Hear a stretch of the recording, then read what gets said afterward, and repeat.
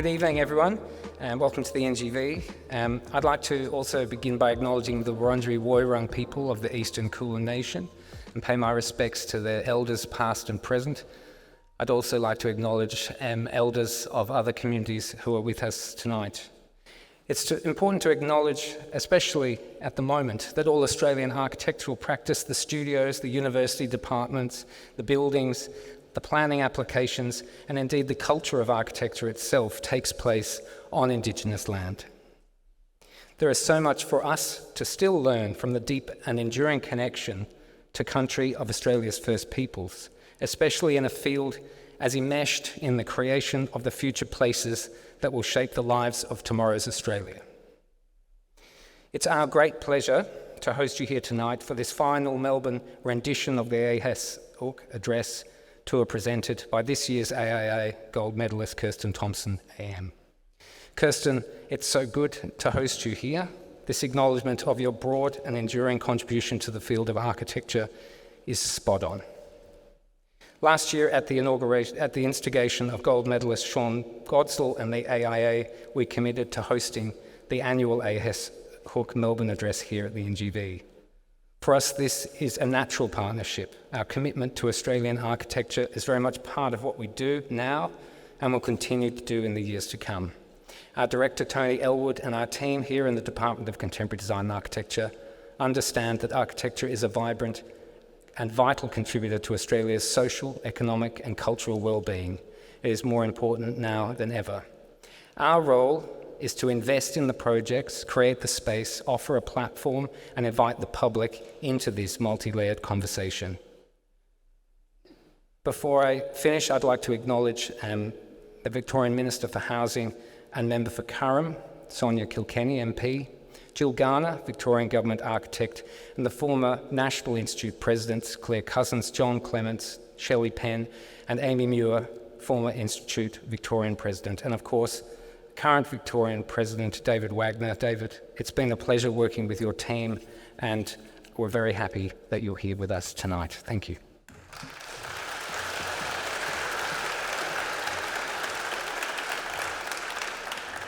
Thanks, Ewan. We're delighted to be here. Now, a moment of housekeeping. I would like to remind everyone in attendance today of our collective responsibility to create safe spaces, both within our workplaces that we inhabit and also events where we celebrate our industry. There'll be an opportunity for questions at the conclusion of the address. Instead of handing around a microphone, we're using the Slido Q&A system, and the item of scan will be up on the screen for you to enter your questions. We'd appreciate if all mobiles could be switched to silent mode for the presentation. So, the Gold Medal is the Australian Institute of Architects' highest honour and has been awarded since 1960. It recognises distinguished service by architects who have designed or executed buildings of high merit, produced works of great distinction resulting in the advancement of architecture, or endowed the profession of architecture in a distinguished manner. Since 1970, the Gold Medalist has delivered the AS Hook Address in their home state as a culmination of the national tour. The address is named in memory of architect and educationalist Alfred Samuel Hooke, who was instrumental in forming the Royal Australian Institute of Architects and was indeed the first national president.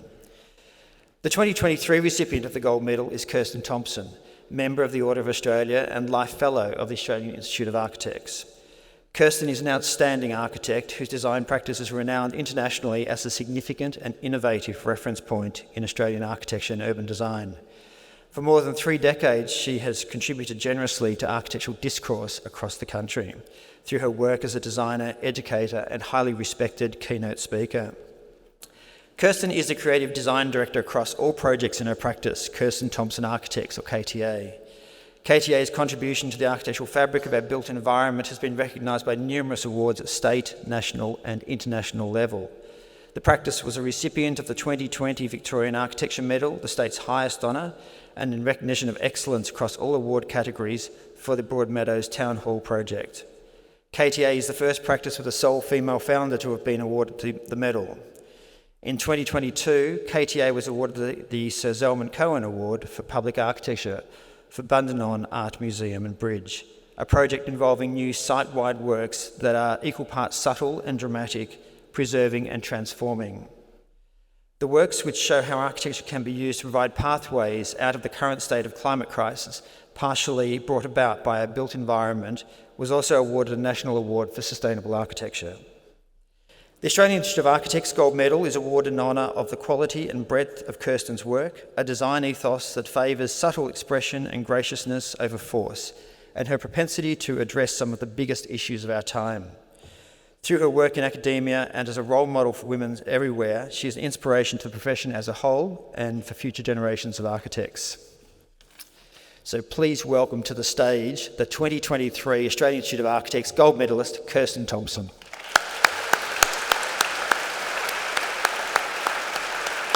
Go and mix that out.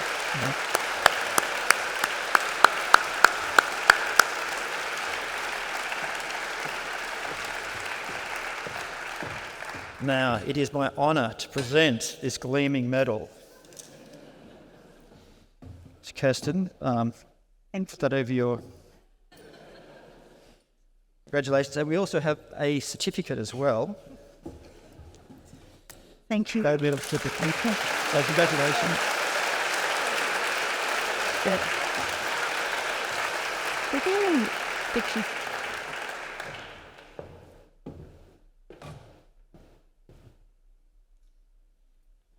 Thank you. It's a new tradition to walk around the stage before you get onto it. Okay. Let's get sorted.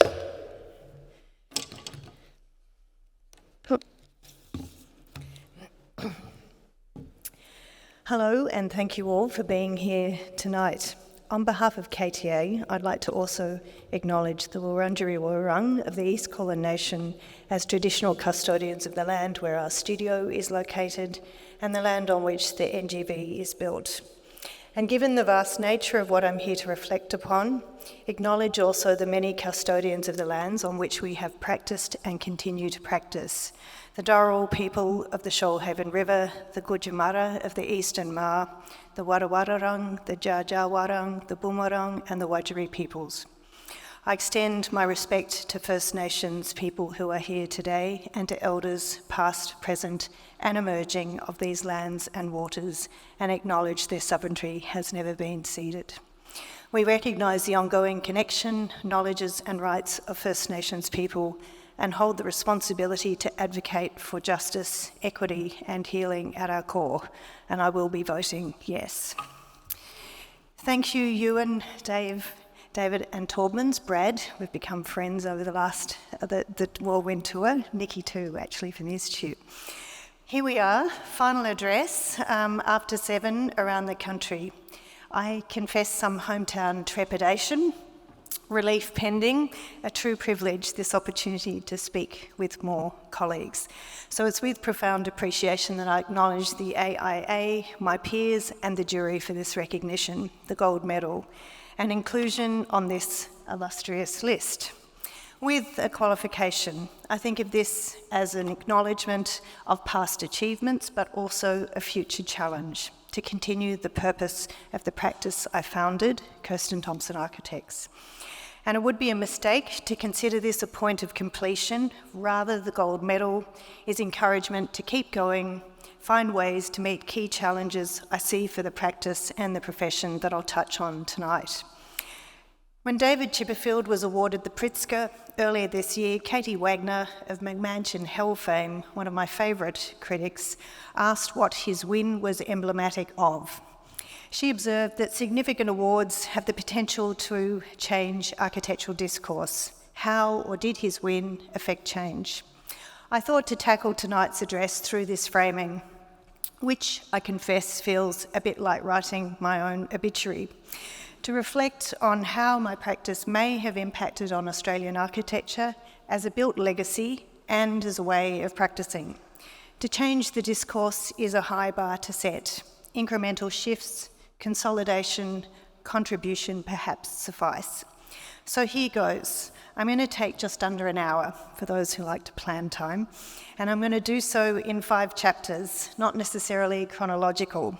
What home, what here, what history, what landscape, and what architect. with reference to key projects that demonstrate the contribution and begin to account for this trajectory. But first, some firsts and attributions key to me standing here today. People who entrusted me and my team early without the degree of evidence often demanded for selection. Projects and opportunities that represented a significant turning point in the formation of KTA, that expanded the scope of the practice or led to critical next steps that account for selection of some projects tonight. Because honestly, without the firsts, there will be no practices. So first site job, Kai Chen, Robinson Chen, a key mentor, lessons on the spirited mix of architecture and building. First teaching job, RMIT cohort, many of you set me up for a scholarly practice. First house, Ingy, in which I worked through a fair bit of Robinson Chen influence. First public talk, Architecture and Angels, Michelle Black's invitation to Perth, an early chance to outline a voice. Michelle became first KTA colleague. First multi-residential, Julian and Janine and 4 others who entrusted me to rework a Fitzroy warehouse into 7 co-houses. First new build multi-res, the Love family for Napier Street housing. First Heritage Victoria application, I spent a lot of time since then, James Service Place for David and Patricia. And then those who helped turn the ship towards a wider scope of project scale and type. The first infrastructure project, 7 kilometres of sound walls for Vic Roads, Hallam Bypass, Lorraine Wild and Damien Colopy.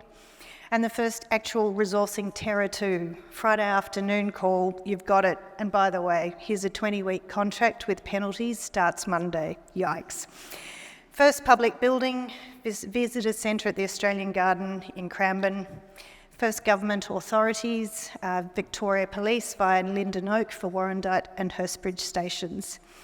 First conference, Ellie Giannini invited me to be creative director for the AIA 2005 National Conference Exchange. First ecology, Gary's House and Landscape at Lake Connewarra, a special collaboration with landscape architect Fiona Harrison too. First museum and university building as well, Max Delaney and Ian McDougall as the AIA juror for Monash University Museum of Art. First city building, QV Pod H for GrowCon. First big developer, Wertheim Factory Studio 9 in Richmond for Lend-Lease, we survived. Queen and Collins, a large commercial rebrand that KTA undertook later with BVN as collaborators. And finally, first nationally significant project, Bundanon Trust, thanks to jury John Denton, Brian Zalaika, Deb Ely and Flanagan, Shane Simpson, organised by the marvellous and sadly late Chris Proctor. My practice has benefited from these firsts, and I hope to enable firsts for others and encourage other established practitioners to practice intergenerational generosity essential for our profession to thrive. What home? This photo captures 2 different homes. On the left, architect designed specifically for those who live there, the Ivanhoe House.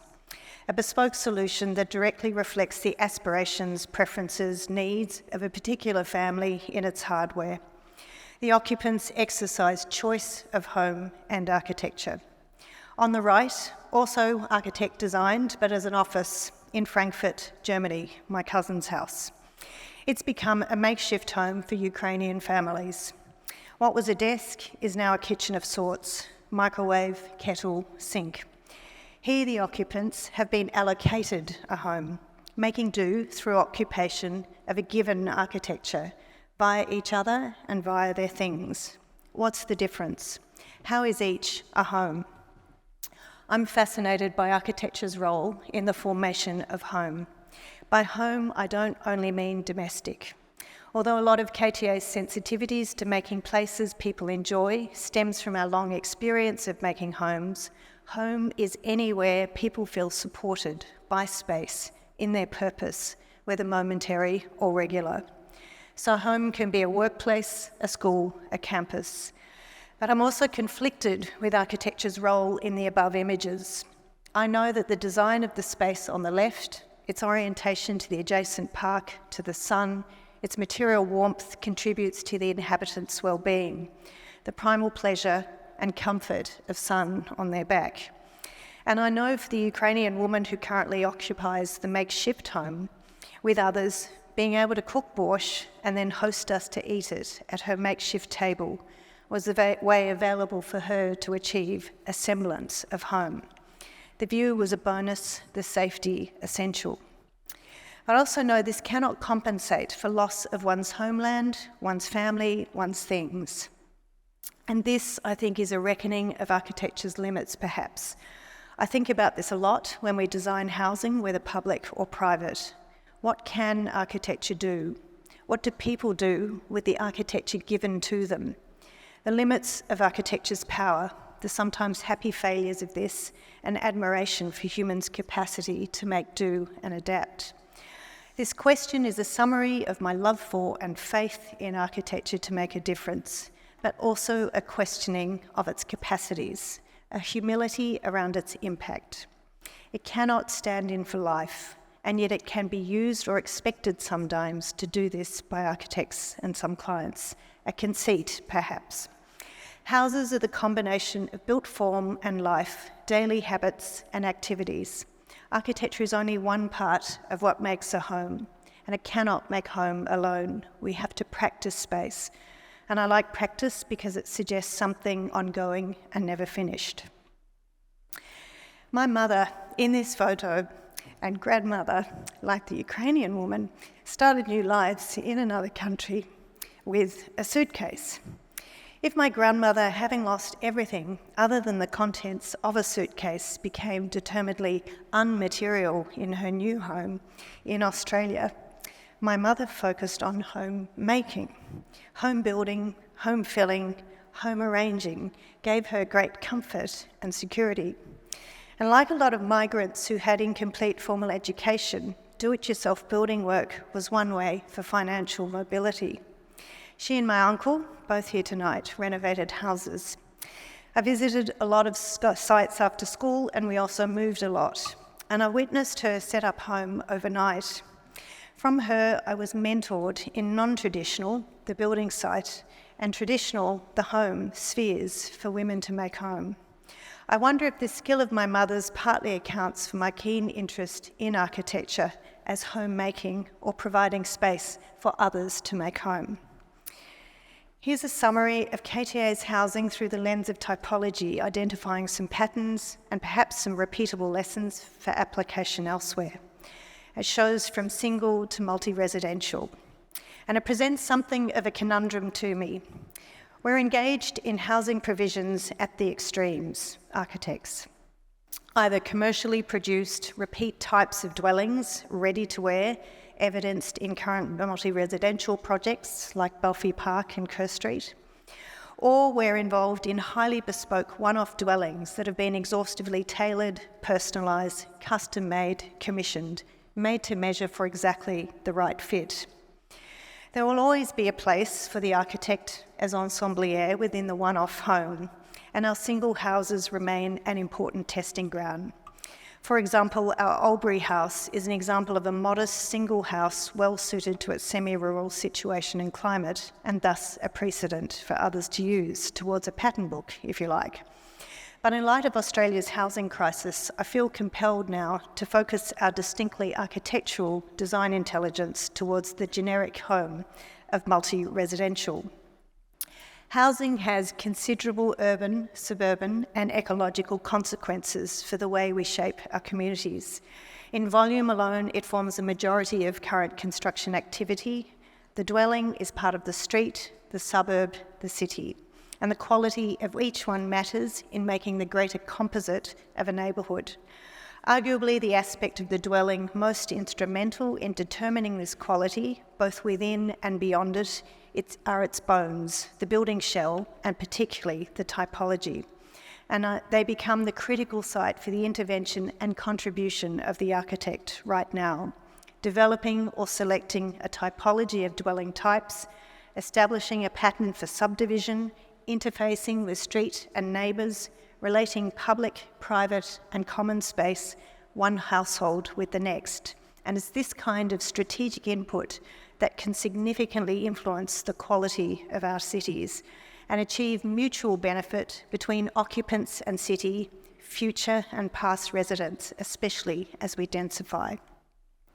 We could even handball the selection of the sweet, lickable parts, thank you John MacArthur for that line, to the homemaker and focus on the bones with loose space for choice of use, like here in the Napier Street living room used now as an office. Every planning application is an opportunity for us to advocate for better quality of housing by demonstrating what could be greater diversity of housing types, a successful civic realm. And it's also a chance to challenge and advocate for regulatory change that supports rather than impedes innovation and encourages first principles thinking. Parallel to design expertise, I think architects are really well placed as well to advocate for alternative economic and governance models for housing provision. And in these ways, I think architects can impact now, can be more relevant and less expendable through housing. What here? And that's why I spent a bit of research leave in Vienna recently to glean insights on how Australia can learn from there to achieve housing innovation and equity of home. Also a personal reason to learn my mother's tongue, German. That part didn't go so well. But while there, I did reflect on one's connection to place through language, family history, and buildings. And on a familial and architectural language, I was wrestling with which language speaks for, of me, my people, and my place? I think this is a question as architects we also ask when we're speaking for and with communities. Much of my architectural education and training in the late 80s still focused on a largely European history with a dash of America and Japan. 20th century history introduced me to some of its leading lights. I leaned towards Asplund, Haring, Sharoon, Barragan, Melnikov, and Shinohara. There was a modesty, a humanity I felt and wished to emulate at the core of these architectures. At the end of third year, I spent 18 months in Europe and I worked in Milan at the studio of Matteo Thun for about 7 months. Bottom of the office hierarchy, a student position but interesting projects and campaigns for Campari, Alessi and Olivetti. I learned the value of design thinking across disciplines and scales. Rossi was prevalent at that time. It was the same form, different scale scenarios for teapots and floating pavilions in Venice that captured this. And this context piqued my own cross-disciplinary practice, particularly landscape and architecture. And I lived through walking a lot, the value of building less as object and more as a definer of street and public space. I also learnt about broken promises, the promise of the drawing and the actuality. On one walk, I traipsed beyond the easy charms of the Centro Storico to the Periferia, and the distinctive shadows of Aldo's Gallerete's sketches were nowhere to be found in Milan's famous nebbia or fog. So the insight gleaned, why as architects do we resist the very preconditions of the situation we are given to work with, the here? Still heavily biased to European spatial patterns, crucial learnings were to be gleaned from home. A key predicament for me upon returning to practice in Melbourne. How to utilise my training and inheritance of a global discipline with all its richness and restriction while intervening in place in ways irreducibly local and specific. Peter Corrigan, amongst others, as Melbourne architect and educator, helped expand the grammar of architecture to speak a dialect inflected by here.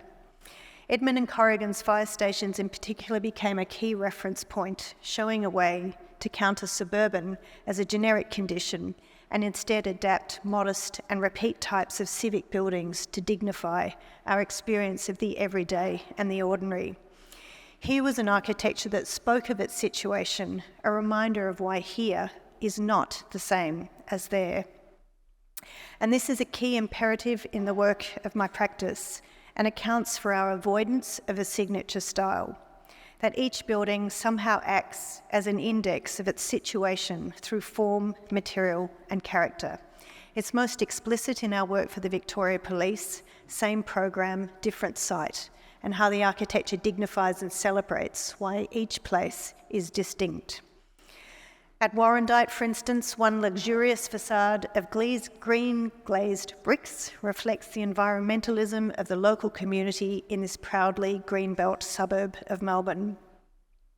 Napier Street was an early effort at exploiting 1990s planners' speak of neighbourhood character to yield a hybrid of cottages and warehouses endemic to Fitzroy's typologies and materiality. Apartment House registers the particular suburban modernist villa sensibility of Kooyong in Melbourne's eastern suburbs, while Big Hill's triangular geometry converses with the Victorian moderns and applies some spatial and material quality of Boyd's and Grounds within a bushfire context. Even our 13 ESOP stores, despite being repeats, use their materials and character to reflect their situation. And finally, Northcote High School Performing Arts adds to the network of red brick public school architecture that underpins our suburbs, a glimpse of this with the original heritage in the foreground. In this way, architecture can dignify the everyday, celebrate why here is not there, and act as a fundamental locator of ourselves in the world, as situated architecture responsive to its local built, cultural and climatic conditions. What history? What here inevitably leads to questioning what history. Working in Australia, I cannot contemplate the question of heritage without interrogating our histories and re-evaluating what and who constitutes them. As architects, we are obliged to re-evaluate our understanding of placed heritage and the ways in which we might productively work with it. The designation of Budgebim as a UNESCO World Heritage Site is testament to a re-evaluation and expanded understanding of what constitutes cultural heritage country. A lot of our work involves existing buildings and sensitive cultural contexts. In our industry, this is neatly coined as heritage. In fact, I think every project is a heritage project. We are always starting from a set of preconditions, occupations, existences, and hauntings. And this is a counter to the modernist preoccupation with the tabulus rasa or erasure of past. And I'm passionate about the richer experience of place that is made possible by revealing and engaging with the multiple moments of a site's life through association with past events, as well as through its fabric. Our architectural heritage is the bearer of individual and collective memory, and our appreciation of it is an embodied response. Through sound, smell, touch, sight, memories are triggered, associations formed with the library of spaces and cities we carry in ourselves. The real and imaginary intermingle. In Austerlitz, W.G. Sebald writes, and I quote, "Places seem to me to have some kind of memory in that they activate memory in those who look at them." End of quote. Or smell them. Post-occupancy anecdotes of BCA's stables included a student complaint that she could smell the horse piss. How lucky, I said. Certainly during an early site visit to the riding school part, I was struck by the distinctive smell, coupled with the softness of sound that was that place, with its ground of sawdust, sand, paper, gently holding the footfall of practising horses. Of course, it's not only the revered of our buildings that bear memory. A heritage overlay or pleasing historic style has no greater capacity to hold memory than the impure, tinkered with and adapted forms of, say, an initially Victorian, now post-war European migrant special. Webb Street House was an earliest exploration of registering, valuing these migrant architectures of Melbourne's inner city. Edwardian fretwork was replaced with decorative ironwork, a concrete terrace above 3 garages bunged on the back, replete with olive trees for a sense of the Greece the previous family had come from. It was actually better living for our climate. Heritage within the informality of the everyday, rather than the formal reverence of monument, as backdrop to the ordinariness of daily life and activities lived through many times. How do we approach the need for change? What to retain? What to transform? And whose change or moment is most valuable? And how many moments can coexist? Change is typically necessitated by obsolescence, a redundancy triggered by the end of a prior use. So change is required to accommodate a new one, or for regulatory and building performance upgrades, or to enable new relations with the surrounds.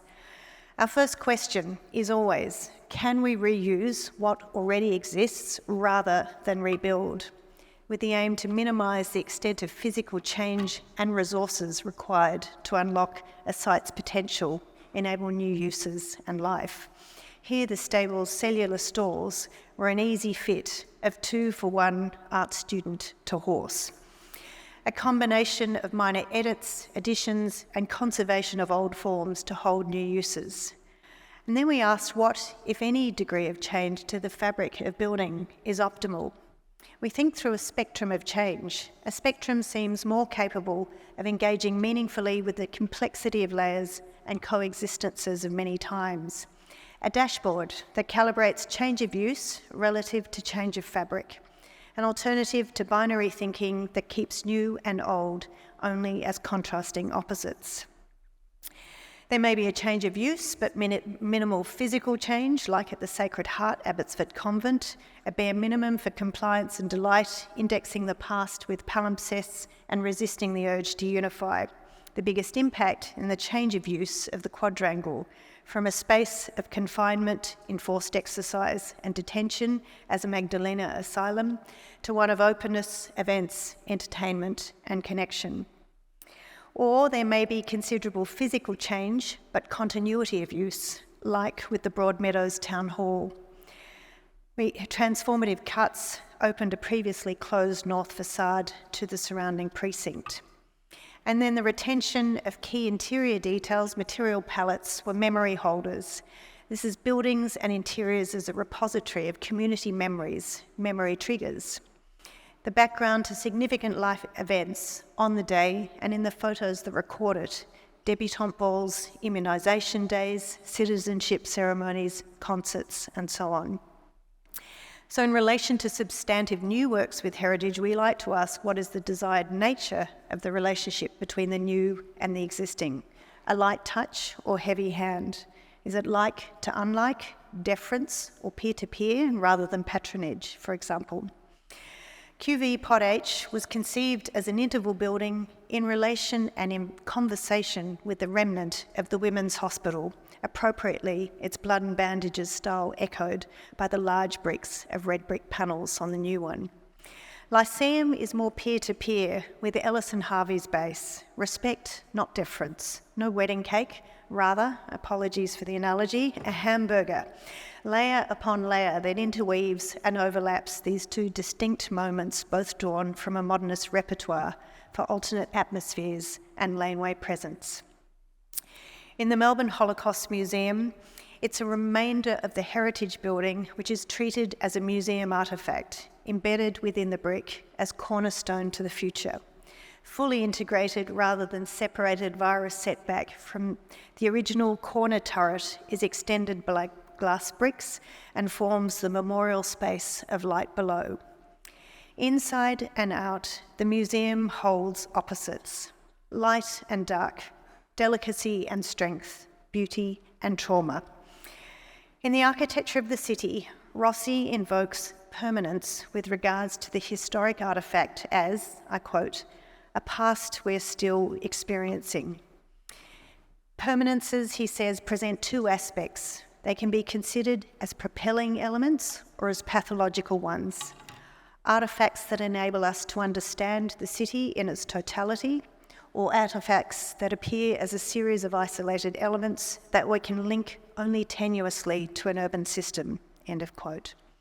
Our challenge, I think, is to find a balance between reverence for an exemplar and change to it in order for a vital, lived future within a broader urban system. Queen and Collins is a project that exemplifies this approach, urban vitality over death, as well as the power of the strategic edit, doorways, to unlock the site, integrate it with the flows and networks of the city. I hope these other examples add to ways we can relate heritage with change and as precedents to help challenge some of the more questionable planning and heritage defaults.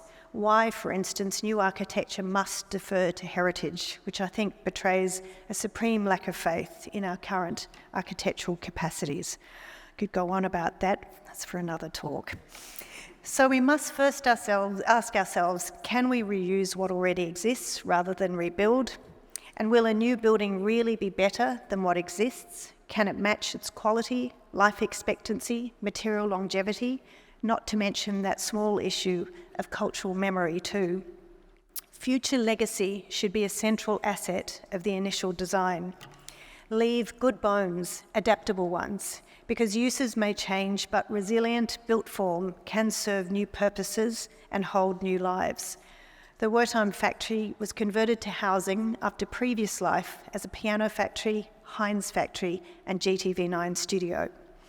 And I challenge the appallingly low expectations we have for buildings to endure.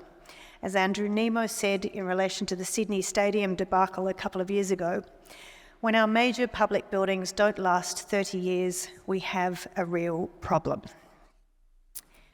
What landscape? In 1993, I walked the Lurajari Trail, an 80-kilometre route along the coast of northwest Australia, the country of Paddy Rowe and his ancestors, the Gularabaloo community. It was formative. I learned two major lessons. First, about what constitutes architecture. Our various camps offered me the chance to observe how we form place, an architecture of thoughts, through our practices and activities, not through building. For example, in this sketch, one camp for a few days was alongside a smattering of paperbarks and a dry riverbed. The women prepared tucker amongst a cluster of eskies, fold-up tables, and a fire pit formed within a sandy hollow. When kids came running too close to food prep, the women yelled, "Get out of the kitchen." Of course, this makeshift arrangement was a kitchen, architecture without walls. It was a fine counter to my architectural training, its insistence on physical structure as required evidence of occupation, a sentiment sadly still reflected in our heritage industry's reverence for colonial history. Our attachment to place is formed in so many ways, and architecture is but a strand of this attachment rather than the main event. A landscape we as architects might describe as empty is in fact full of meaning, of stories, and it's only our cultural illiteracy that stops us from reading it. It reinforced to me that physical space remains empty without a cultural framework, daily habits and practices to bring it to life, and I touched on this earlier in relation to homemaking. But a further lesson came through the act of walking the trail, alongside Richard, our guide, who would account for his country with stories held in place. Reading country. There's nothing like walking every day for a minimum of 4 hours, sometimes 14, to really appreciate the ground you might otherwise take for granted. An increased attuneness, sensitivity, and capacity to see the minutest variations in its condition. Tracks of creatures, subtle shifts in its resistance underfoot, its dry or wetness, its geology, vegetation and plant communities, stability and so on. Hard and unforgiving, and then gradually softening amongst mangroves in crocodile country, where our legs sunk in mud to our thighs, our shoes sucked off, and our toes a metre below feeling disconcertingly the roots of the mangroves.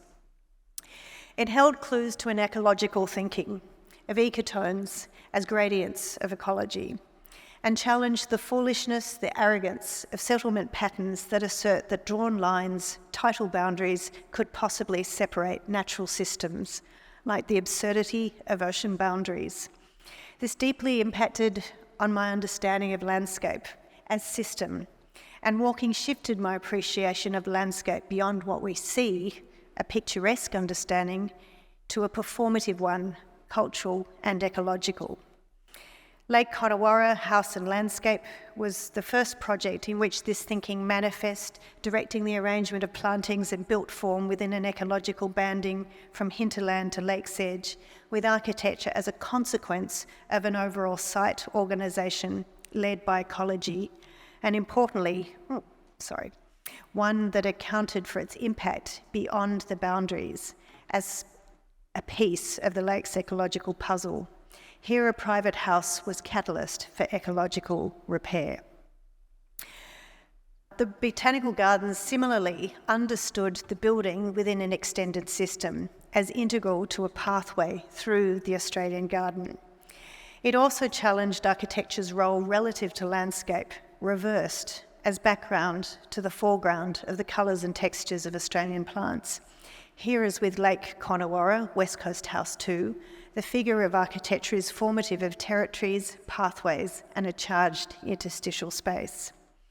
From student days, I was most interested in interstitial space. My brother always teases me for overusing that word. Builders too, I think. Bridges too, spaces that connect. In this diagram are examples of how we use the clustering of architecture figure to establish in-between and loose space, to relate and connect the parts across and at the scale of a room in a house or a building in a campus, useful in urban contexts. But spectrums and gradients became another way to conceptualise the in-between, all the moments along a path between changing conditions by degrees of, say, drought or inundation, interiority and light. Our competition entry for Shepparton Art Museum anticipated and celebrated a landscape in flux, especially inundation, in its section. Bundanon exemplifies this design response to a dynamic climate and is understood within an extended landscape. The Shoalhaven River and the extensive regional waterways and tributaries that feed it and account for the overland flows. Shaped by water flows, fire and land management practices for millennia by the traditional custodians, the Wadi people, the design for buildings, landscapes and infrastructure is resilient to support these natural flows within a regional context. And it shifts design thinking about climate adaptation from problem to opportunity to go with the flows intrinsic to country. Guided by clear transdisciplinary design intent, a spectrum from buried to bridging aligns function and user comfort with the site's climatic, ecological and topographic conditions, directing siting, built form and a reduced reliance on mechanical systems. For a thermally stable, fire-resistant subterranean art museum within the reinstated hill, and an open-air, flood-resilient bridge for creative learning, which allows the overland flow of the wet gully below it to flow unimpeded. So a fire-resistant museum facade, and internally the coolth, the stable temperature, the weight of the earth and the hill above.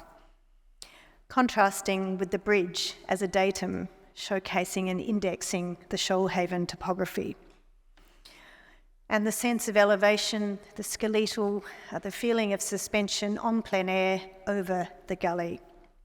Through an array of spaces, climate variation is central to visitor experience and is harnessed for delight and connection with place, to feel climate as a way to connect with country. For me, a country-centred approach means supporting, not impeding, the flows of country, its dynamics of fire, inundation, people, all living things. And I'm fascinated how this will manifest more explicitly, especially in our urban environments, and how the time needed for meaningful engagements with traditional custodians can actually inform project timelines, and how we speak of where we are as ways to be here. What architect? When I started my practice in 1994, I had no particular plan, but I did have a hunch that an architectural practice could rethink some of the questionable myths foundational to some of its most celebrated figures. I thank my 1980s training, I'm certainly a product of that, as you'll see tonight, at RMIT for being conscious of these myths. Teachers, in particular Harriet Edquist and Karen Burns, helped our generation rethink the canon. They enabled us to question how we conceptualised and talked about space and architecture. For example, buildings were active in relation to landscapes as passive, questioning that, to question the role of the architect, depicted as in control, uncompromising, with or showing no doubt, and to question why women were absent or at least unacknowledged or less visible from architecture's history. It highlighted to me the extremely limited number of role models available to us, especially in terms of explicit design leadership. I guess an upside of this was the opportunity to define it. More common were whispered stories of a quieter, behind-the-scenes woman achiever in a husband and wife partnership in which he was the spokesperson. Marion Marnie, for example, and I found myself often wondering, what would Maggie do? There was a lingering assumption that women architects squeezed their practice in between their children's lives, which they would be largely responsible for the day-to-day care of, that the husband's professional commitments would be prioritised and uninterrupted. This concerned me, and it was not for me. I wondered how to be heard explicitly as a voice to be reckoned with, how to combine practice leadership and family. It had a price. Being present in the industry meant being less present at home.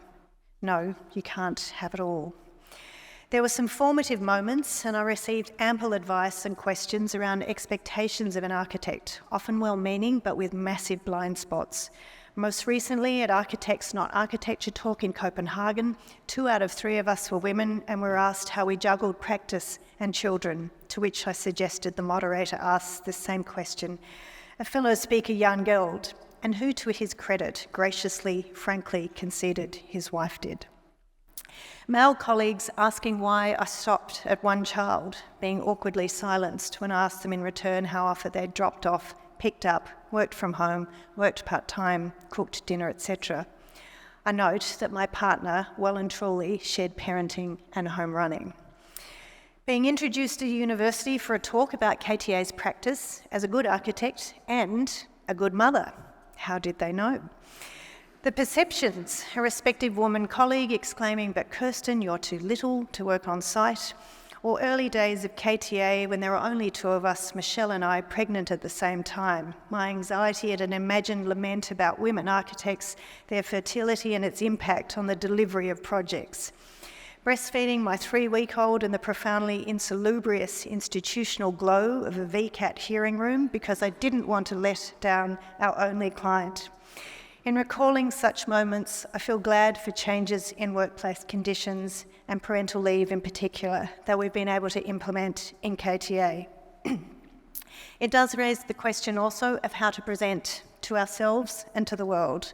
I became very cautious about positioning, especially how others were keen to position this novelty of women architects. It meant saying no to sometimes dubious requests and behaviour. The photographer sent out in the field building site to capture this rare phenomena of women architects, asking us to adopt a wacky pose, mine falling downstairs. I declined, remained standing on 2 booted feet and asked myself, would Nonda do that? Present as unstable? This also involved not putting up with shit from bad behaving clients or consultants.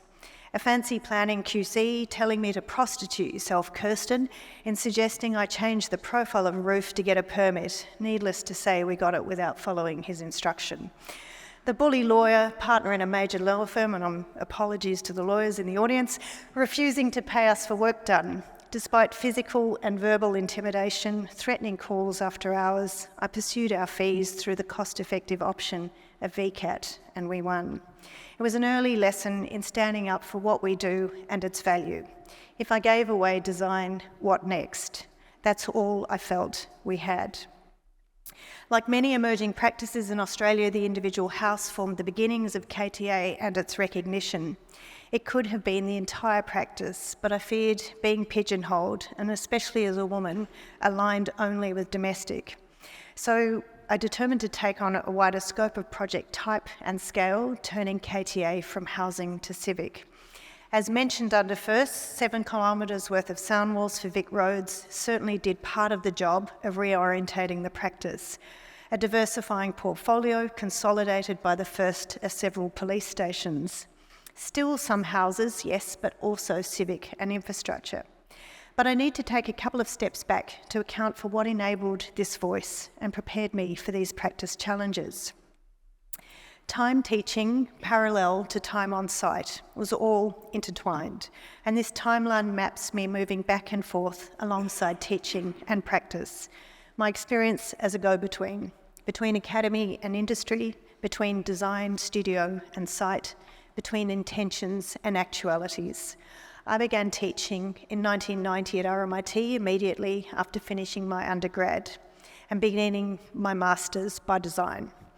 Untested, I was given the chance to independently develop a studio program and teach it. This necessitated taking, articulating, and pursuing a position, developing a set of themes, interests, and preoccupations. And these informed my teaching, but also, to this day, my practice. It also forced me to get over a profound fear of public speaking and hone and distill my voice. It was formative in finding my own way of being an architect, one that felt like it fitted. This time also reinforced the valuable entwinement of industry with school, practice with speculation as mutually supportive endeavours. Each enables the other to be better. It's a significant influence on Melbourne's architectural culture. I became a pracademic of sorts, moving between the academy and industry, between the ideal and the actual. And in talking with students, became more skilled at defining a clarity of intent and pursuing this through the messy, imperfect, negotiated and contingent process that is practice. This balancing of ideal and actual, of course, comes into play relentlessly on site, the experience of which I was continuing to accrue alongside teaching. Here, best laid plans are disrupted, called into question by all sorts of unforeseen events, and the cliched battle between architect and builder gets rolled out in all its predictability, which I challenge, by the way, and full credit to the many builders essential to our various projects' success. I started work at Robinson Chen, a very fine practice with a parallel building company, where I also met much valued colleagues, James Legg, I think I saw you in the audience, and Shelley Penn too. In the office, I was pretty useless, CAD skills non-existent, but I'd done a lot of hospitality work and I could organise stuff and people. After doing so for the end of year Christmas site party, Chen asked what I might be better suited to in the practice. Site work, I said. So a new role as go-between, back and forth from building site to architect's office. I loved it. Early morning, site time figuring out, measuring up stuff with Robbie Sands, the foreman, meeting with subcontractors, and then afternoons back in the office, sketching hand-drawn axonometrics of rain heads and gutter details, faxing them through to the contractor for quotes. Here I learned how to be the kind of architect who acknowledges and is aware of the logistics of building, constraints, systems, materials, labour, a renderer's body, as it turned out, the misfit between a very skinny, tall skylight and his girth, 400 mil. So I learnt about buildability, and parallel to that, I learnt about drawing, how architecture, the lines we define it by, can direct, frustrate, or align with the process of construction, and how to work productively with these, not see construction and design as counter to each other, be poetic and practical. I've now been in practice since 1994. And if these professional experiences influence my approach, what personal ones? First, some positioning. Born Melbourne, Australia, mid-60s. Like 50% of Australians, I have a parent that was born overseas. My mother, displaced Sudet German via Hamburg, Sweden and the UK, came to Australia by boat in 1958 with her family. My father, fifth generation Australian-born, small country town childhood. So I'm this mix of heritage and character, a hybrid of Europe and Australia, of an untrained, self-taught, frankly bolshy, do-it-yourself mother, and university-educated, intellectually curious, surgically precise father who exemplified professionalism, also a teacher and a beautiful drawer of anatomies. I learned diagramming from him, also to improvise. I benefited from a stable educational and economic upbringing, classic compensation of parents who did not, and I grew up from some instability through their separation.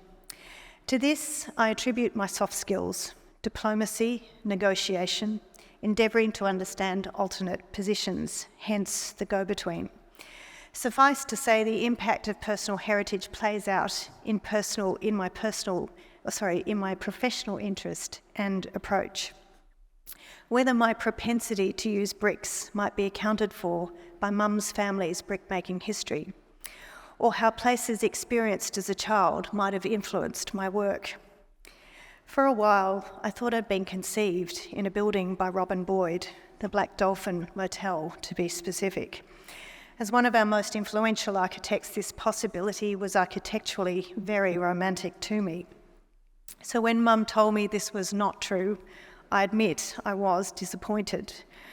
But it did prompt me to speculate on what lay behind my affinity for this architecture, and I realised it was both viscerally personal and rationally professional. I had stayed there once as a 3-year-old. The relief of shade the room offered from beachside heat, the grazing of my arm on a bagged brick wall, and looking up at a black and white ceiling as I daydreamed from my bed below, family stuff on the timber bench that ran along the wall from inside to out. And then, as a teenager, pre-uni over summer, I waited under its beautiful blackened beams in its dining hall. I think I absorbed some early lessons in living through feeling the spirit of Boyd's space, structure and surface. There's a permeability between ourselves and the buildings we inhabit, and they become embedded in us and can be performative of a spatial repertoire we might play out through our work years on. I realise now that sometimes I may be recreating some aspect of a feeling of space conjured from a childhood memory of light, materiality or enclosure, blockwork from fond memories of a house at Merimbula that might resonate in later projects by KTA. And interestingly, the darkness of the Big Hill house from actually things I remember about this great hall as a child. Architecture is a culmination of this overlap of childhood spatial experience and the formal education of an architect. But negative spatial memories have also informed my practice. My experience of public spaces that have felt distinctly unsafe, a visit to a public toilet, blind corners and all. What woman hasn't kicked the door of a toilet to check it's all clear?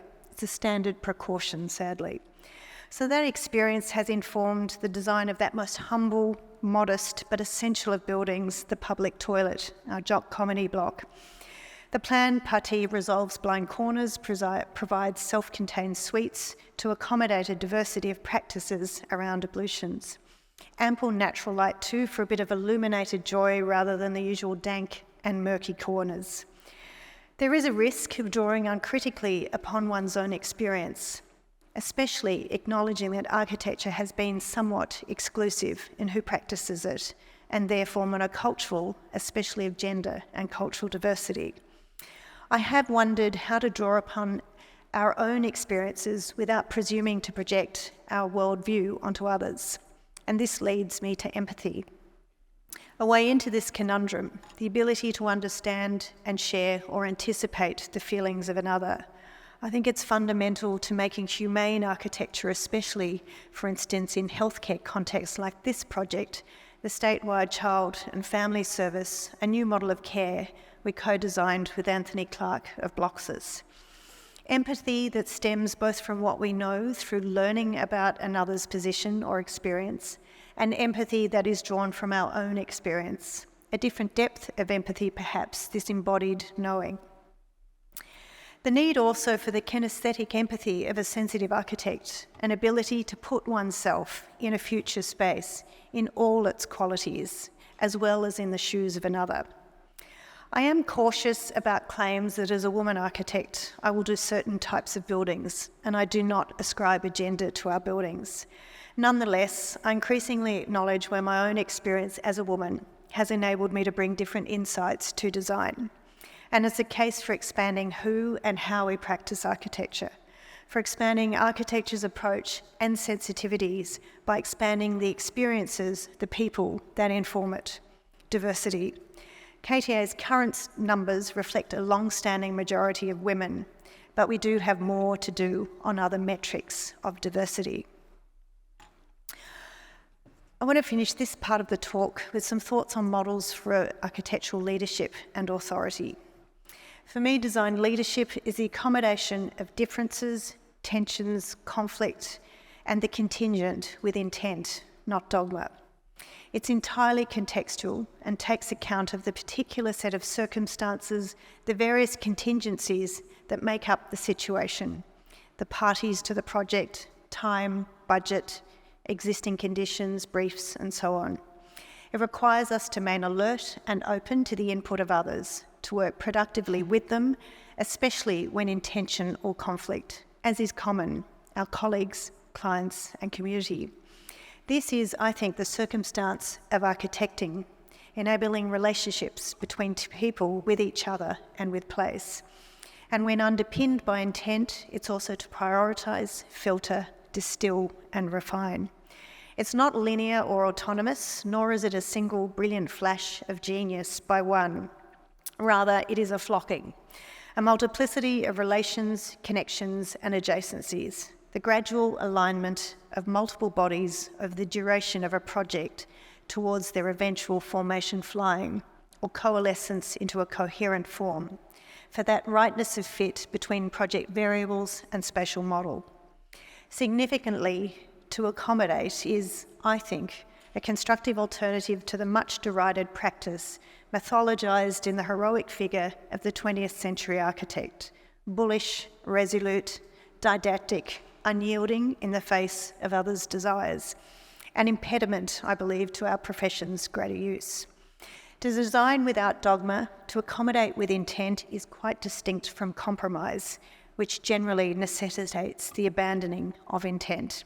And I think this is an especially useful orientation to the messy, negotiated process that is architecting, especially in the public sector. Healthcare, public education projects on limited budgets within the constraints of templates, maintenance schedules and standards. Ditto for that matter with housing, especially around compliance with the various regulations and standards that can be prescriptive in terms of outcomes. It's the challenge of innovating despite these that I think are the real hallmarks of serious architecting, where a small innovation may be the better measure of a contribution that is iterative, incremental and modest. So while the one-off house or cultural project bespoke and answerable really to the particular clients may yield a purity of form or compelling expression, I'm hesitant for this to be our sole benchmark of excellence or disciplinary contribution. And I want to acknowledge those architects that alongside the more bespoke also tackle the less ideal, more constrained challenge of the everyday, ordinary, B-grade building type. My challenge is that more of us get our hands dirty and operate without full control over outcome and subsequent narrative. And I'd like to see more of our finest, most revered architects tackle these kinds of ordinary briefs, such as social housing, as a foundation for a more equitable society and for the placemaking opportunities that housing presents as backbone to our cities, the generosity of the private to the public realm and mutual benefit. I feel strongly that this is a professional duty and ethic of practice, like the cab rank rule for lawyers, an obligation to defend the next in line, to utilise our extraordinary capacities to integrate complex conditions into rewarding environments and to make the ordinary brief an opportunity for excellence that dignifies the experience of the everyday for everyone. I've sought to affirm an approach to architecture that combines practice with education, advocacy and research. And a final quest of this has been to foster a stimulating and supportive workplace culture, to link design and business as mutually supportive endeavours, to try to put the right conditions in place, especially the right level of fees required for proper resourcing, because thriving people and thriving practice should be better buildings. It is ironic that in designing comfort for our clients, we have as an industry become habituated to expect personal discomfort to deliver this. And this stems, I think, from the myth of architects as artists remunerated by intellectual rather than financial reward to justify poor conditions and low pay. It makes us ripe for exploitation by disingenuous clients. Artists, of course, should reject this too. As professionals with a duty of care to so many, whether it's clients, community and colleagues, this no longer stands. And our next generation of practitioners quite rightfully have the expectation and increasingly workplace terms to redefine the nature of relationship to and with work. How we do business, how we treat our colleagues needs to match the quality of our much applauded work. And while we don't always achieve this balance at KTA, the following have become core tenets of our approach to confound some tired opposites. First of all, that design quality and business acumen are not mutually exclusive. Second, that a rigorous design culture can also be a supportive workplace one. Third, that an architect can show strength and sensitivity, clarity of leadership and keen listening.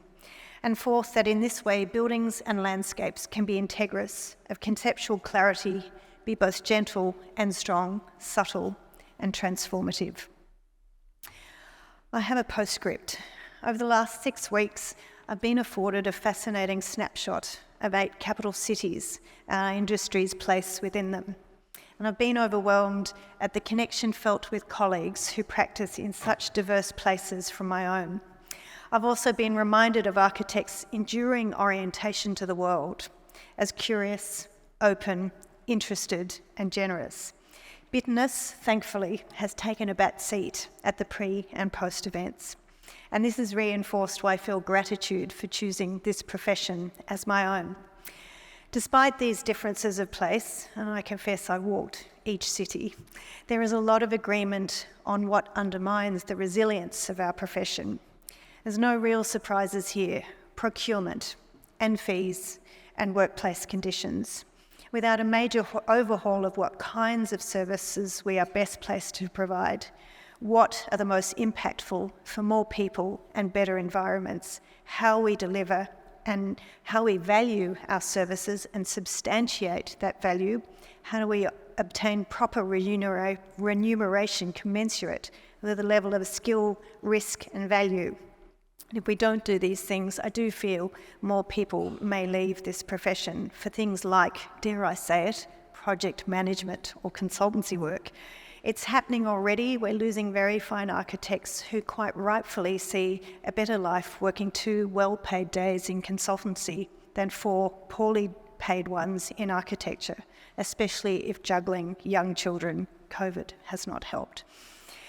And as much as we have told ourselves that purpose is everything, right now, purpose is not enough. Try paying a mortgage with it.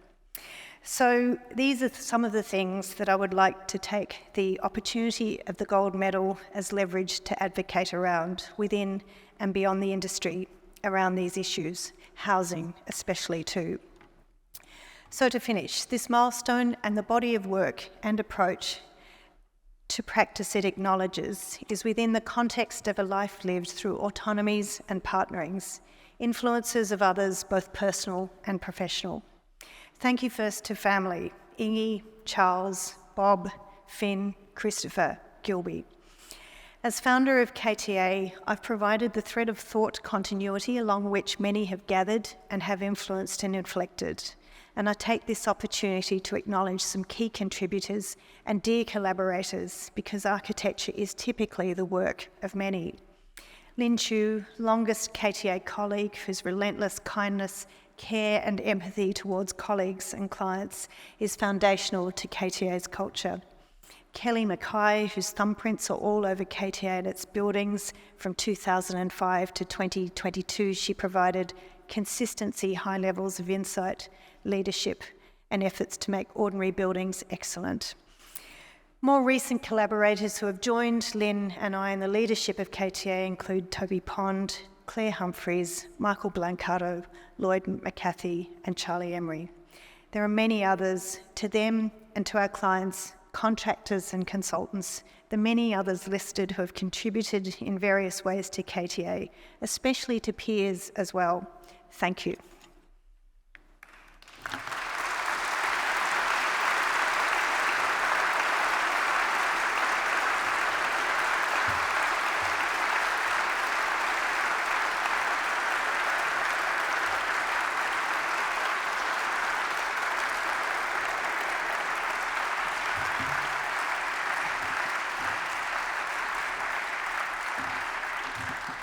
Well, thank you, Kerstin, for your insightful dissertation on architecture, work, life, and just about everything as far as I could see.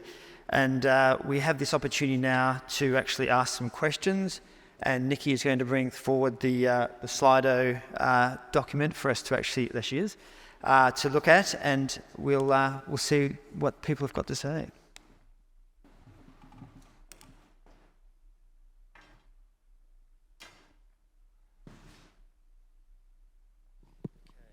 It's on?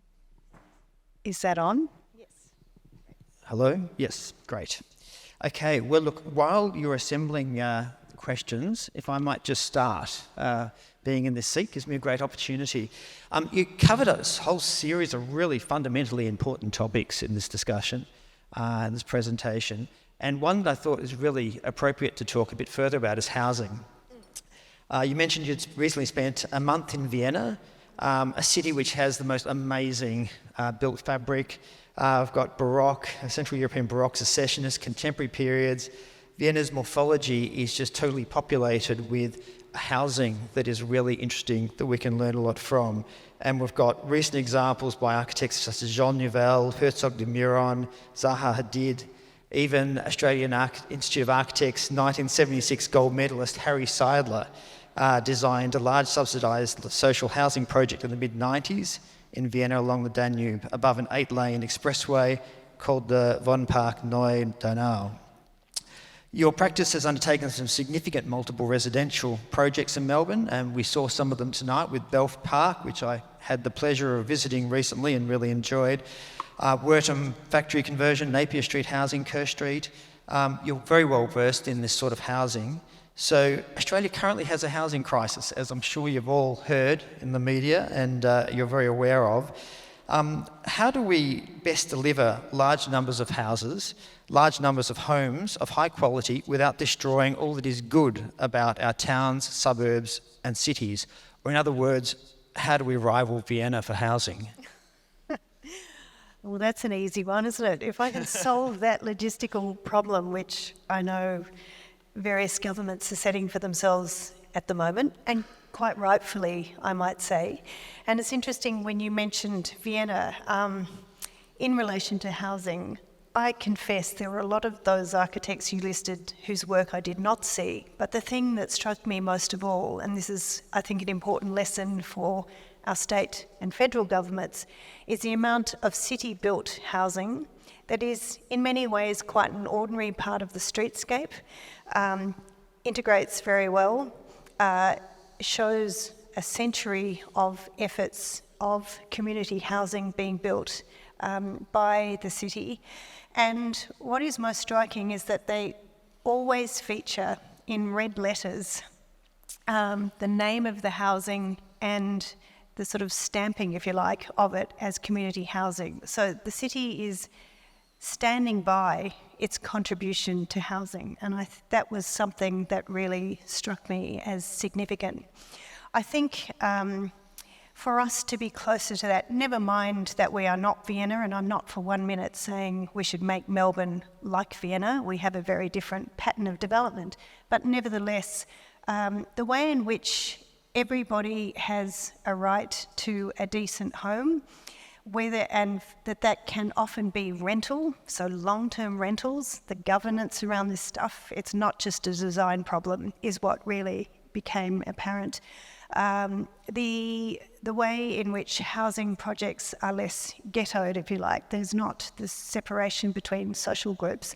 Things like that makes a big difference, and so there's a consistent quality that everybody enjoys. So I think there's lots of lessons. I think, yes, it's a design issue. The design part is precinct and quality formation of dwellings, but I do think we really have to tackle what tax issues, finance systems, and so on are the context for better design to also take place. Yeah, there's no doubt that diversity of use, diversity of peoples, the connectivity, how we actually inhabit the spaces, how we inhabit the streets is a really large factor in the livability. And it's not simply a matter of actually, in my view, of actually saying we need to get the housing in the good suburbs. We need to actually be place-making. And this is what many of the people in this room can do, and yourself obviously can do with that. So I think and you've shown in my experience at Belf Park how successful that is adjacent to a park, and the beautiful spaces that can be created there. Yeah, absolutely. Perhaps I might just ask another one here. Now, adaptive reuse, you did talk about it, but I think it is such an important topic for all of us here today. In the context we find ourselves in 2023, the world is a very different place to 50 years ago. Adaptive reuse, for those who aren't architects in the room, is a term used to describe the transformation of existing buildings for the purpose of new uses. Modifying existing built fabric has occurred over centuries, but across the 20th century, there was this predilection for demolition and replacement with new buildings on the basis that new is better. And through the process, much of our city's evolved character has been damaged and in places destroyed, while embodied carbon, materials and energy have been discarded with little appreciation for the consequences. We're now facing a battle for survival to restrain the surge of global temperatures, rising sea levels, unstable weather patterns, armed with only an intent to reduce our carbon expenditure. Your practice has a long history in actually respecting and transforming existing buildings, and I can think of Broadmeadows Town Hall we saw tonight, the Sacred Heart building at Abbotsford we saw tonight, and also the stables of ECA's School of Art, South Bank campus. Do you need to convince your clients? Are they coming with you with the right sort of logic and saying we want to reuse the existing, we know it's important? Are you convincing them? How do we actually progress this discussion so that institutions are aware that the buildings we have are valuable and need to be actually respected and transformed for today's sustainability issues, our energy efficiency, our expectations, our servicing, our electrification of buildings. So how do you go about that? Well, I think we showed some examples of that, but sometimes I think what seems to be happening right now, I see a tension between an increased interest in adaptive reuse from a carbon budget point of view, and then the tension too with the sort of changes we might make to existing structures, especially when they are deemed as somehow of heritage value, the tension with balancing that and the adaptation that might be necessary to bring buildings up to perform now as we would expect them to.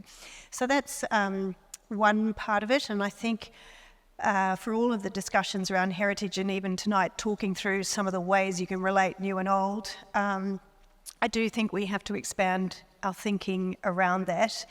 And I have just lost my train of thought. It's gone. After the last hour and a bit, it has gone. You've probably covered it. Yeah. No, but that's right. I was going to say, recently I've seen movements for moratoriums on new buildings. There are some parts of the world where they're starting to say, okay, that's it. You've got your buildings. Make better use of what you've got already. No more new buildings. Interesting thought.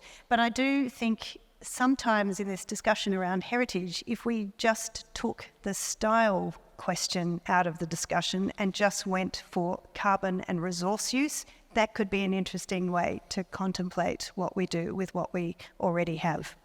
One of the questions we have here is a little bit like that. How can we encourage a shift in the construction industry towards prioritising building longevity and quality over cost-saving value engineering?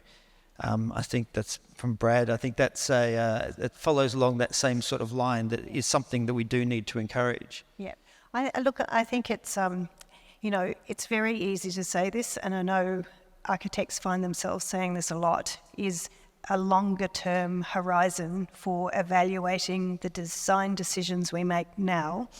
And I think one of the things with increased performance standards is that it should make us have a much longer horizon. And interestingly, even with the social housing project we've been working on in Richmond, it's interesting to see that low operating costs are a really important part of the equity of housing to keep people's bills down, and so that's definitely having a knock-on effect for a better quality of building envelope that will be more enduring, more long-lasting, and in that sense a better legacy of built form for our cities that we can then in turn become attached to, and it becomes formative to how we think of our place or our neighbourhood. And this is definitely a very important conversation that we need to really ramp up in many quarters. Now, to completely change pace, I've had one question here. can you give suggestions for architectural practices or the industry as to what changes can be made for appropriate remuneration in our industry? You talked about remuneration and appropriate remuneration. How would that? What sort of infrastructure do you see? How do we mentally tackle that one? I think a few things on that. One is, I think we do need to find ways to more clearly explain the value of what good architecture or good design offers to everybody on a day-to-day experience of life, actually. And I think we are very good at explaining what our buildings are intending to do and what we think their design achieves, but then to follow up and demonstrate that they are doing and delivering those things is a really important part of it. So that goes to the valuing of what we do and being able to explain that. And I think too that the question of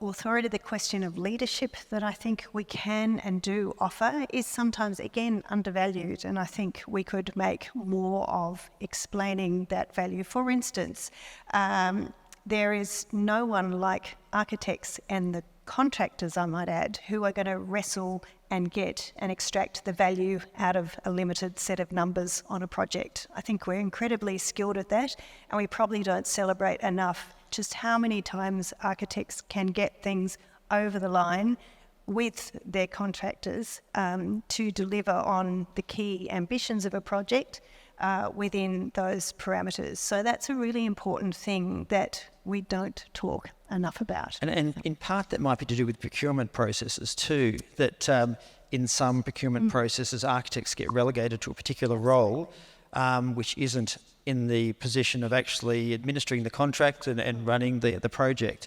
And I think when that does happen, it is a more difficult argument to actually argue about remuneration and appropriate recompense for the work. So I think part of that is about the profession actually just presenting itself and explaining the benefits that architects can bring. Yeah. Another complete change of pace was, given your vast experience and your involvement in university learning, what is the most valuable advice you would give students about to enter the industry? Oh, I love those questions. They're so difficult to answer. One thing I would say is that experiencing different practices, even ones you didn't think was your ideal, is you're going to learn something from that, and I think they all sort of have valuable learning experiences. The other thing I would say is find some way to have some time on site. It's a really diminishing area of architects spending time on them before they we're often quite removed from it, but I think it's a real eye-opener in just understanding the machinations of making buildings, buildability, what that means in terms of informing design intentions is really important. I think you explained that your early experience on site was quite formative, and I certainly had a similar experience, and there's no doubt that understanding construction leads a lot to design solutions as well. So it's a very important part. So I think, totally agree that it's a very important part, or a very important part of the educational experience. I want to ask you another lengthy question, if I might. Your recent design for the Jewish Holocaust Centre is a remarkable building, but I'm fascinated by your interpretation of the brief. Over the last 25 years, there have been so many Jewish museums and Holocaust centres and memorials around the world.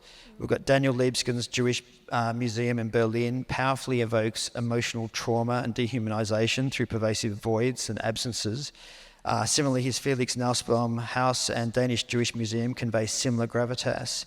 Peter Eisenman's Berlin Memorial, for anybody who's been there, to the Memorial to the Murdered Jews, with its 2,711 concrete pillars of irregular height across a Cartesian grid, is emotionally disorientating and disturbing, while James Fried of Pay Cobb Fried and Partners spatially alludes to concentration camps at the United States Holocaust Museum.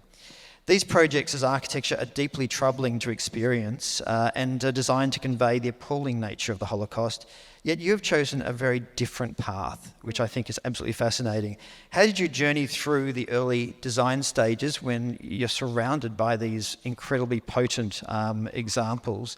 And how did you actually get to the point of your remarkable building that we now see in Elsternwick? Excuse me. I think when we started designing that project, and it did feel a project of great responsibility, all projects are, I might add, but in particular knowing what the role of architecture might be in a museum about the Holocaust was the key question. And I had, as you say, in those precedents, there was a pattern of architects using the architecture to somehow conjure the horror and the trauma. And frankly, I think that, like a lot of people have written about the Holocaust, it is unrepresentable, and it cannot be represented, certainly not through architecture.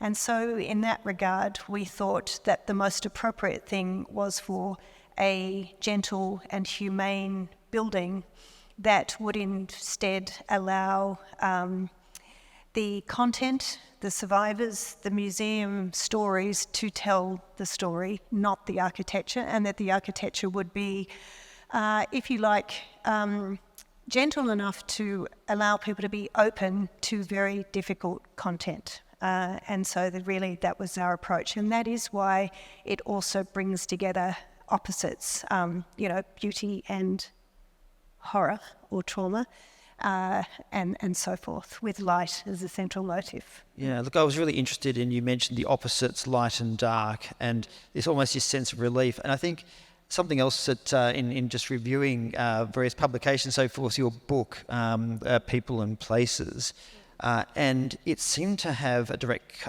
connection to many of your projects, if not all your projects, where people are a fundamentally important part of how the occupation of the building is important. So it's not about architecture simply creating the entire experience, it's about providing a stage, a platform, an enclosure, a space for these things to happen. Do you want to talk about this whole idea of occupation of space? Look, I think I touched on that tonight. It's just knowing when to let people get on with living and not having to be hit over the head by the building, frankly. It's So you're not specifying the slippers to wear, the clothes to wear in the house? I won't be doing that in any time. And in fact, there's something fantastic about handing buildings over, and it's now someone else's to live with and enjoy. Yep. Okay, that's great. Let the baby go. Okay. Yep. Another question we have here. The longest design project is that of practice itself. Could you share how you've navigated each incremental shift and chapter? What has been your compass? I think in many ways, and certainly as we've grown, this has become more of a pressing question. What is it that keeps a practice's sensibility, the thing that people, having been on read submissions of other architects, been on juries myself, and what we write about our practices can sound terribly similar between one practice and the next. We're all unique and dynamic and so on.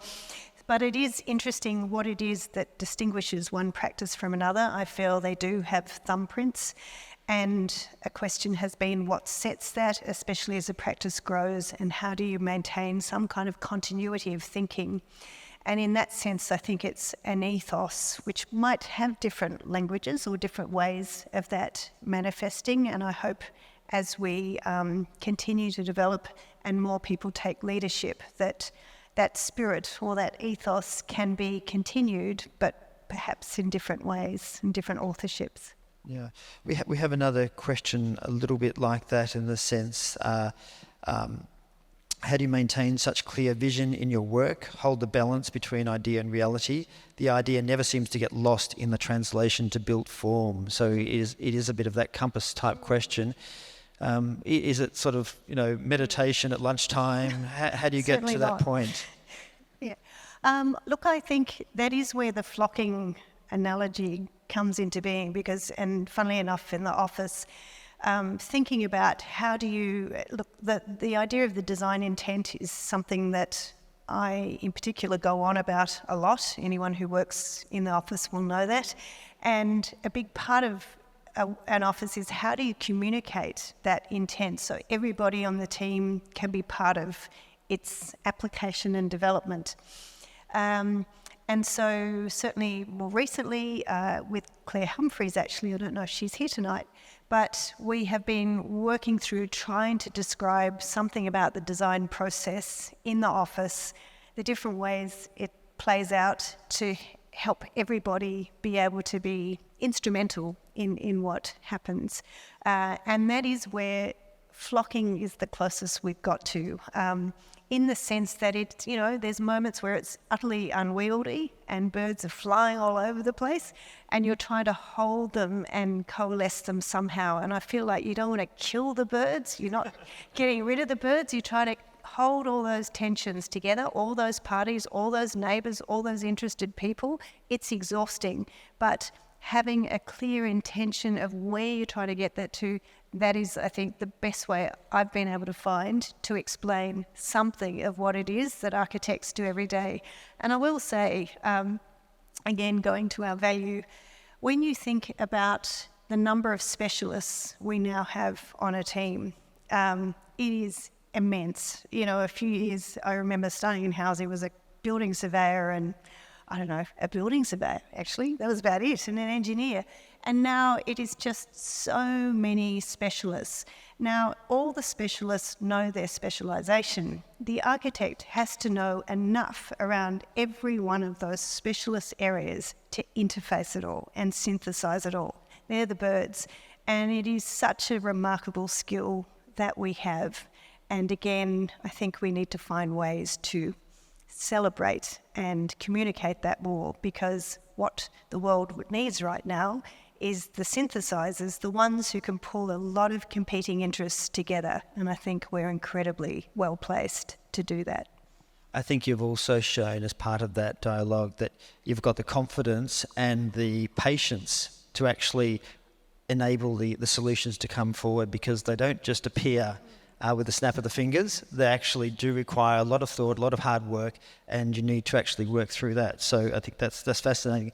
I think part of that, and it follows on with a question we have here, could you say more about builder-architect relations? How can we get contractors to focus on quality of outcome rather than commerce? I don't think it's that simple, actually. And I think, there's a lot of reasons as to what value gets attributed or set around a project and how we might achieve that. But I do think that when, for instance, on the Bundanon project, that was a very interesting one. It was under construction during COVID, and in fact, it was at the time when Victorians were locked out of New South Wales, and there was a point in time where it was becoming really important that KTA somehow got to site before we just lost the remaining opportunities to deal with lots of things that come up on site, and which ACONX will only get you so far. And there is something about that face-to-face, working through with subbies, with whoever is on site, certain issues. Anyway, it's a long way of saying that careful working through and respectful of who knows what, different intelligences that need to be brought to bear to deliver projects. I have great admiration for builders for that effort, and I think right now is quite a complicated time. As we all know, there's a lot of building failures in the industry. And so it does, I don't think I can answer this question. It's more to say, I think, how we evaluate under what conditions buildings are delivered, whether we're talking about designers and consultants or whether we're talking about contractors, there are some real structural problems. And I think we probably need to start thinking about doing things in different ways, because it is a knife's edge between staying viable as a business and paying people fairly, and then working to extremely tight deadlines and sometimes unrealistic budgets. And that is, I think, what accounts in part for the burnouts and the numbers of people we are actually seeing leaving industry. So it's a big structural one, and I think as an industry it needs to be worked through. On such a large topic, we might need to draw that to a close. I think we agreed we could keep talking all night. You'd probably lose your voice, but I think it's been absolutely fascinating, these questions and answers and your presentation. Thank you so much for that. I think, Nikki, you're going to bring some... Thank you. Did you like how we finished with all the problems of the industry? Thank you.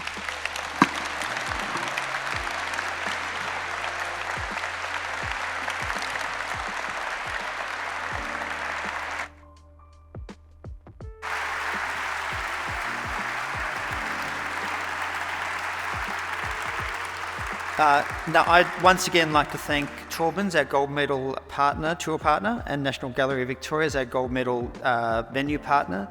Australian Institute of Architects, the quiet staff in the background who have done so much to organise tonight. Thank you so much for that. And everybody for your attendance, whether physical or virtual, to enjoy the AS Hook address for 2023. Finally, can I invite you to put your hands together to congratulate the Australian Institute of Architects gold medals for 2023, Kerstin Thompson for her dress and for her outstanding contribution to architecture. Congratulations, Kerstin.